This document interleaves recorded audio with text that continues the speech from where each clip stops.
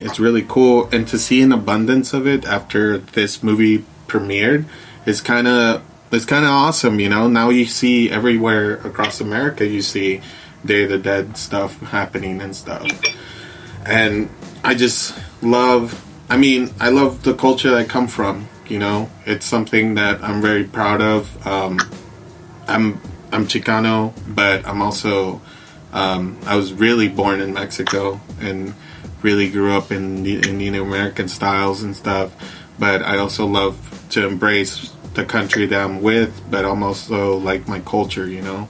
So it's awesome to see this happening, and I mean, Disney's not really like the people I like producing stuff like this, but also they gave life to a lot of different stuff, you know. Mm-hmm. So, you know, and you can never go wrong with Pixar.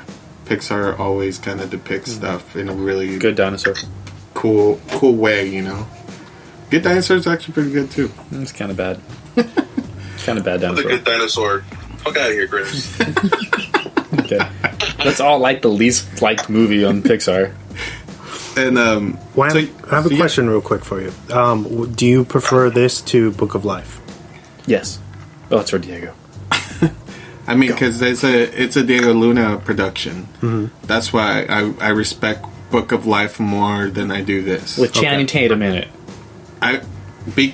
The reason why it's not directed by somebody that's not a part of the culture. Yeah. That's the thing. That's the most appropriate thing. I agree with that. That's the whole Great Wall debate for me. But if I have to pick the one that depicts it the best, I would say this. I would say COCO depicts it the best and gives a better meaning and understanding than the Book of Life does. The Book of Life kind of explains it, but it's just like background. Yeah, it doesn't really.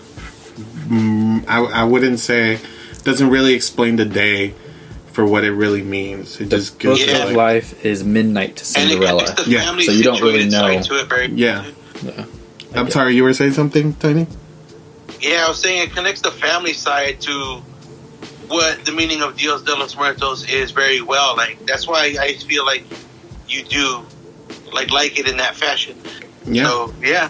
Yeah, and it's like I said, it connects more with me, but I respect Book of Life more than this. But if I have to teach somebody about Dia de los Muertos, I would show them COCO, obviously more than I would show the Book of Life. But since it was directed by Diego Luna, or Diego Luna has a lot of intake in there, that's why I respect it more. But I'm glad that they did their research and they went down the south. They actually, met, and this actually premiered at the Morelia Film Festival, which is very prestige festival down in Mexico. And it's cool. It's cool when I get to talk about the work that goes into this, because it does reflect the authentic themes to it. And that even to the point where the flower that was involved in there, it's actually like the one that we use on marigolds. Marigolds that we use on Dia de los Muertos. Motherfucker. That's a selfish thing. And so that's it. I mean, it's a very personal movie to me. It's definitely hits home, and I just wanted it, since I don't think last year we got to do anything Dia de los Muertos related, but thankfully it landed on a weekday, and we get to do it now.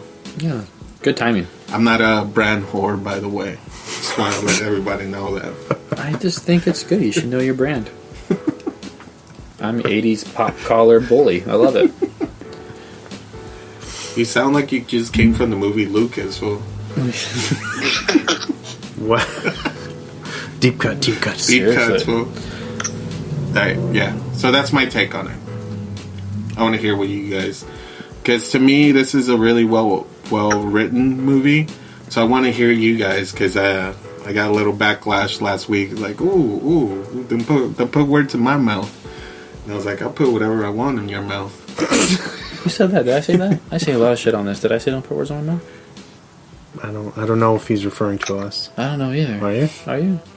kinda and kinda not. Do you remember last week? Yes, I do. Even though I was Diego? drunk. Even though I was drunk, Diego, last week. Okay. All right. Who's next? Okay, I'll go. Don't all rush at once. I'm talking now, motherfuckers. So, I am a very whitewashed Mexican. I was born in San Diego. Lived up in California and Virginia, back and forth and shit. Well, I've never been a fan of my culture.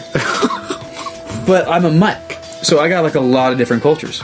So to me, my culture is San Diego. Mm-hmm. Which is like the beach and all that kind of stuff, Chicano Park. Little things like that. Like, oh yeah, no, it's San Diego. So I've never been fully dived into anything deeper than that. So with this one, you're right, and I totally agree. It definitely teaches you about it. 100%. This is they did that completely right. After you just said though that it should have been originally it was the American kid, I would have related way more to that. And that's exactly what I'd want to do, what I'd want to see in a Blue Beetle movie. So, I'm a little disappointed that they didn't do that. Because they still could have done it right. Mexico wouldn't have loved it nearly as much. Yeah. But an American audience, I'd still eat it up. And it's Pixar, they're going to eat it up anyway, apparently. I think this fucking is their 90% ate up fucking Good Dinosaur here. This is their first. Coco is their first non-white protagonist ever. Yeah. For Coco. I don't know. Wally's yellow.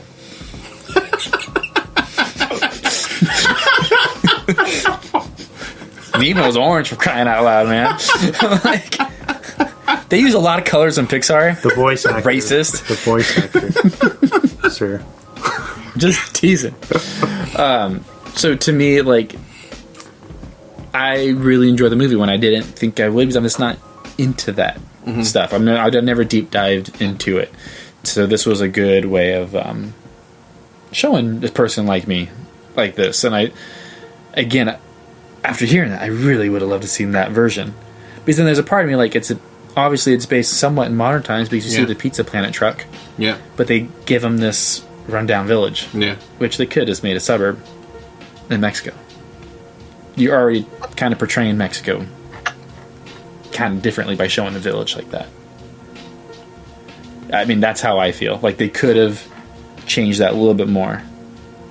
But it was neat. You got a lot of, there are towns like that. Fucking Old Town San Diego is like that. Yeah. So there is parts of that. The story's great. The music's great. And I've, growing up, my Mexican side of the family would also, play mariachis. And when people started singing that, that's like, oh, fuck, everyone's drunk now. I'm not having it. This music's boring to me. And I didn't feel any of that. No, obviously not the drunkenness, because I'm not Diego. I didn't feel any of that in Coco. I enjoyed the music. Yeah. I enjoyed the Spanglish they did, which I thought they did very, very well. Because unless you grow up around Mexicans or in a Mexican family, mira, they'll fucking look. Yeah. Oh, that's, I know it, but some dude in the middle of America is not gonna fucking know what the fuck did he just say? Why did the kid look over there all of a sudden? So, that was neat. And then, Natalie used to watch this with her nephews all the time. And I'm like, do you want to watch an English one? In Espanol. She goes, this in Spanish? That's awesome. So I think that's cool that they have that, too, on Disney Plus, the option of watching it in Spanish. And then I started asking her questions. She speaks Spanish. And I'm like, well, so, what happens when these songs, do they translate well? She goes, well, Remember Me just so happens to work out that it does. But some songs, they kind of change little things here and there. Not saying in Coco, but songs in general. Yeah. So that's the questions I started having. That's just me as an adult watching this, getting more interested in that kind of side of where I came from. So as an adult who has that in his heritage, I still learned a lot from this, and it kind of gets me a little more interested in it. So yeah, it's I think it hits me differently, obviously. The movie should hit everyone differently. Yeah. No one's going to have the same response on a film. But this one, I really...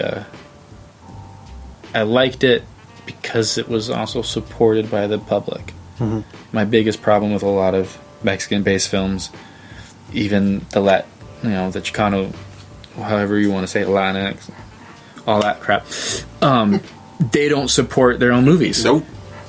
They don't come out in masses. They don't support them. Yep. So the fact that this one got through with a bigger audience says a lot, and it's really awesome. And it was like a landslide victory. Yeah, that's a big deal in itself that people I don't think realize on how big that is. Because you could argue there's a whole subgenre of like black movies, like The Wood, Friday. Like they're awesome movies, but they're supported by their community, and I don't believe Hispanics do that for their films, for their art. They could be just I don't know what the reason is, but it really bothers me that doesn't happen. Like Desperado, El Mariachi, Much Time in Mexico, those movies should have been bigger than they were. They were successful, but they should have been bigger, and that character should be James Bond and recast as another Hispanic actor and constantly telling stories of the El Mariachi. Let me answer that question, and it's because I have seen this happen, and it's true. The old I want to say almost like 40 to 50-year-olds that were 30 or 26 when we were younger were like kind of sketchy about going and not knowledgeable, and some of those people actually crossed the border and like really didn't understand what was going on. So for like a first generation like me, like my brother, like my sister, for like you or other people, like we go support these movies because we're like, oh, we grew up. This is probably one of the guys that I grew up with next door that we were talking about doing a movie, and now he's doing a movie, and you know that's the difference between generations and stuff. Like now we are in a changing of the guard almost, like where we're like anything that involves like Latinx or Chicanos, or even in general Latinos.